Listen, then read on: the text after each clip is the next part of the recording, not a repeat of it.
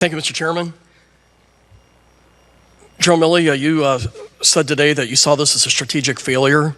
As a 30-year veteran and someone who's been deployed 4 times myself, and I haven't served as long as the three of you, but it breaks our heart. And I think most veterans feel heartbroken knowing that the blood and the treasure spilt ended up in a strategic failure. I think we're enraged by it. Then to have the president come out and say that this was a success and he had no regrets, that does not break our heart. That makes us mad as hell that he would say it that way. So I want to say that up front. Secondly, the fact that President Biden on ABC said that no one that he can recall advised him to keep a force of about 2,500 troops in Afghanistan. It's not true. We heard yesterday, we've heard today, that the chairman of the Joint Chiefs and the CENTCOM commander advised differently. I have no other view to see this as a lie, a falsehood from our president. That makes us mad as hell too. Thirdly, I think it's important to point out that this committee, for well over a year, cautioned both presidents against a premature withdrawal from Afghanistan. In fact, Republican and Democratic members of both the House and Senate were so concerned at the risk of a calendar-based withdrawal that we passed a law to prevent it. In fact, the chairman of this committee voted for it when it restricted President Trump.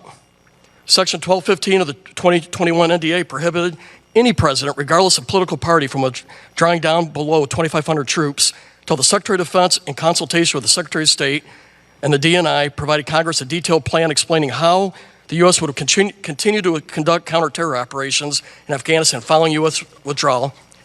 How would the U.S. conduct an orderly transition of security functions to the Afghan military?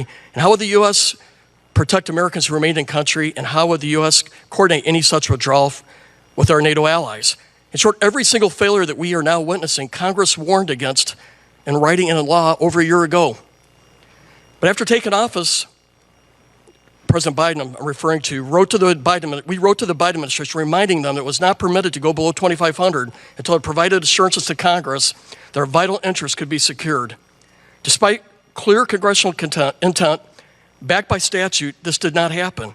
The day after taking office, the newly confirmed Undersecretary of Defense for Policy, Colin Powell, wrote to the members of this committee essentially stating that President Biden was smarter than Congress, was confident he had all the angles covered, and believed it was not in the national interest to provide Congress with the assurances required in Section 1215. And Mr. Chairman, I ask unanimous consent to enter this letter into the record.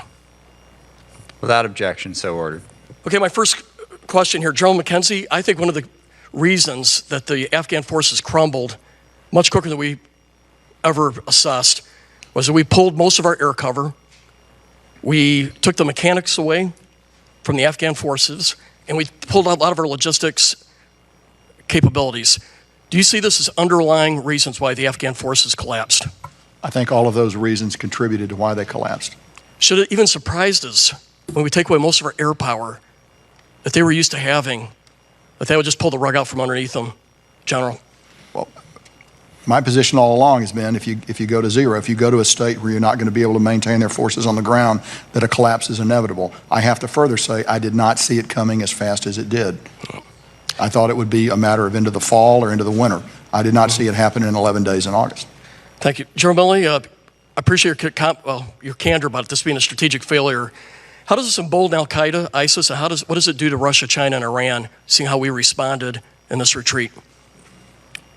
I think the Taliban sitting in Kabul significantly emboldens the radical jihadi movement globally. The analogy I've used with many others is it likely will put a shot of adrenaline into their arm. Their grandfathers defeated the Soviet Union in the war in Afghanistan many, many years ago, and they are taking this on their own networks right now and declaring it a major victory. So I think it's a big morale boost. I think it remains to be seen. I think the Russians are quite scared, not scared, I guess concerned, of terrorists coming across the borders into their near abroad.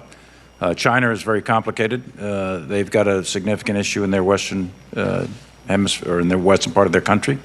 I think Iran now has to deal with a very complicated issue on their border that may or may not be friendly. Gentleman's time has expired. Thank you, General Milley. I yield. And I do want to make a comment, because I actually watched the George Stephanopoulos interview before this hearing with Joe. Joe Biden did not say that no one suggested that we should keep 2,500 troops there. I read the quote. I have the time. It was my at the quote. moment. I have the time. Well, And what he said was, you cannot have 2,500 troops stay there in a stable situation.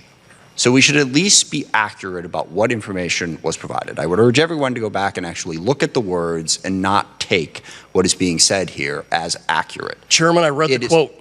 I read it too, and I read it with a clear, open vision of what he was saying, not with the bent to try and make sure that we could successfully have a partisan attack on him. He was asked, could they stay there in a stable environment? That is the option. He said wasn't on the table, not because it wasn't offered, but because it didn't exist. And while we're ripping apart these three gentlemen here, I want to remind everybody that the decision the president made was to stop fighting a war that after 20 years it was proven we could not win. There was no easy way to do that. Mr. Chairman, I believe that General Bacon was clear. If he had and just should be defended. I will be happy to yield Mr. Rogers' time when I am done. What he made clear was we needed to stop fighting a war that for 20 years we've had these conversations over and over again. Democrats bash on the Republican president more than they bash on the Democratic presidents. Republicans bash on the Democratic presidents more than they bash on the Republican presidents. But the end result was the same. 20 years of an endless series of decisions by very intelligent, very capable, very committed people. Any implication that the three gentlemen in front of us are not very capable, very intelligent, and very committed to this country is simply partisan political opportunism.